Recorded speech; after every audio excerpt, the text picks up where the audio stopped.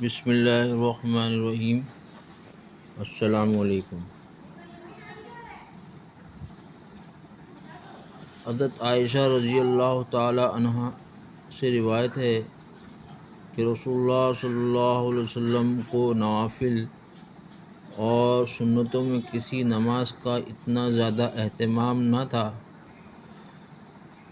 جتنا کہ فجر کی نماز سے پہلے 2 رکعت سنت پڑھنے کا اہتمام تھا۔ مسلم کی روایت ہے۔ حضرت عائشہ رضی اللہ تعالی عنہ سے روایت ہے کہ رسول اللہ صلی اللہ علیہ وسلم نے فجر کی 2 رکعت سنتوں کے بارے میں ارشاد فرمایا، یہ 2 رکعتیں مجھے ساری دنیا سے زیادہ محبوب ہے۔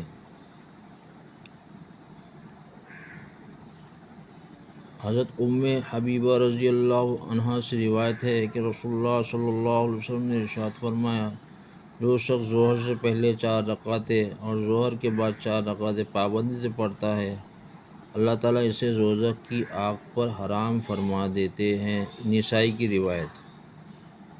فائدہ: ظہر سے پہلے کی 4 رکعتیں سنت موقدہ ہے اور ظہر کے بعد کی 4 رکعتیں میں 2 رکعتیں سنت موقدہ ہے اور 2 نفل ہے۔